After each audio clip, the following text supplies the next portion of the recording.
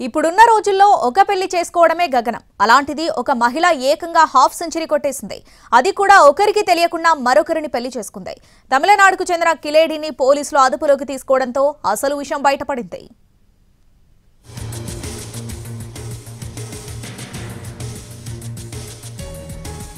తమిళనాడులోని తిరువూరుకు చెందిన 35 ఏళ్ల యువకుడు ఓ మ్యాట్రిమోనీలో సంధ్యను చూశాడు. తన ప్రొఫైల్ నచ్చడంతో పెళ్లి కూడా చేసుకున్నాడు.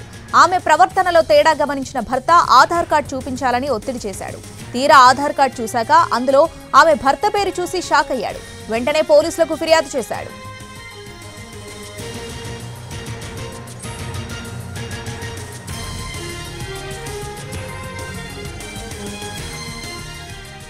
పోలీసులు అదుపులోకి తీసుకున్న ఆమె బాధితులు ఒక్కొక్కరిగా వెలుగులోకి వస్తున్నారు.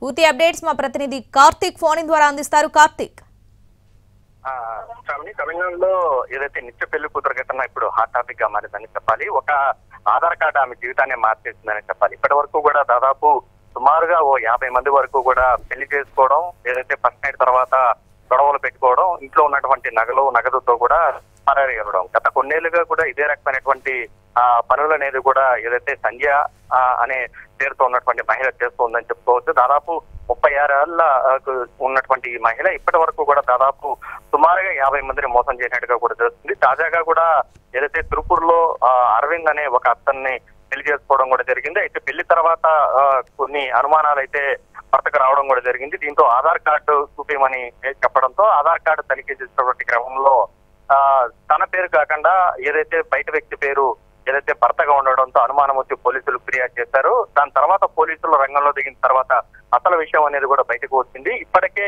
ఒక డిఎస్పీ స్థాయి అధికారితో పాటు ఒక ఎస్ఐ ఫైనాన్షియల్ ఎవరైతే ఉన్నారో వాళ్ళందరినీ కూడా టార్గెట్ గా కూడా చేసుకొని పెళ్లి చేసుకున్న తర్వాత మొదటి రాత్రి తర్వాత వరుసగా గొడవలు పెట్టుకుంటూ కూడా తిరిగి అలిగి వెళ్ళిపోతున్నానంటూ కూడా వెళ్ళిపోవడం. ఇదే రకమైనటువంటి పరిస్థితి ఒకవేళ తిరిగి ప్రశ్నించినా తిరిగి కాపురానికి రమ్మన్నా కూడా గతంలో ఉన్నటువంటి ఫోటోలు ఏవైతే ఉన్నాయో వాటిని పెట్టడం లేదంటే బెదిరించడం లాంటివి తిరిగి చేస్తున్నటువంటి క్రమంలో ఎవరో కూడా పరువు పోతుందనేటువంటి ఉద్దేశంతో ముందుకు రానటువంటి పరిస్థితి. కేవలం 45 ఏళ్లు దాటిన పెళ్లి కాని ప్రసాదులే టార్గెట్ గా కూడా ఈ యొక్క మహిళ ఈ మొత్తం తతంగాన్ని కూడా నడిపించినట్టుగా కూడా తెలుస్తుంది. ఇప్పటి వరకు కూడా అఫీషియల్ గా ఏదైతే తిరుపూర్కి చెందినటువంటి అరవింద్తో పాటు మరొక 8 మంది మాత్రమే అఫీషియల్ గా ఇచ్చారు. కానీ అన్అఫీషియల్ గా మాత్రం దాదాపు 50 మందికి దాటే ఉంటారు. అది కాకుండా పెళ్లి మాత్రమే కాకుండా ఎంగేజ్మెంట్ పేరుతో కూడా కొద్దిమందిని మోసం చేసింది, కొద్దిమందిని ప్రేమ పేరుతో మోసం చేసింది. ఎంత వచ్చినా కూడా అంత డబ్బులతో వాళ్ళని మోసం చేయడం, మళ్ళీ పరారీ అయిపోవడం, మళ్ళీ వేరే చోటకు మకాం మార్చడం,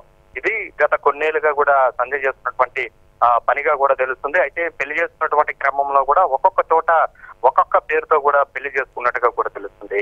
తాను అనాథగా ఉన్నానని చెప్పడం కొద్దిమందికి, దాని తర్వాత ఎవరు లేరు, కొద్దిగా సపోర్టింగ్ గా ఉన్నటువంటి గార్డియన్స్ మాత్రమే ఉన్నారని చెప్పడం, ఇలా రకరకాలుగా అక్కడ ఉన్నటువంటి ఎవరైతే 45 దాటి పెళ్లి కోసం ఎదురు చూస్తున్నటువంటి ఎవరైతే వ్యక్తులు ఉంటారో వారికి తన ఒక వరంగా మారినట్టుగా వారిని ఆశ పెట్టడం, దాని తర్వాత ఇలా వరుసగా మోసాలు చేస్తూ ఉంది. సో పోలీసులు అయితే తిరుపూర్ పోలీసులు అయితే ప్రస్తుతం సంధ్యను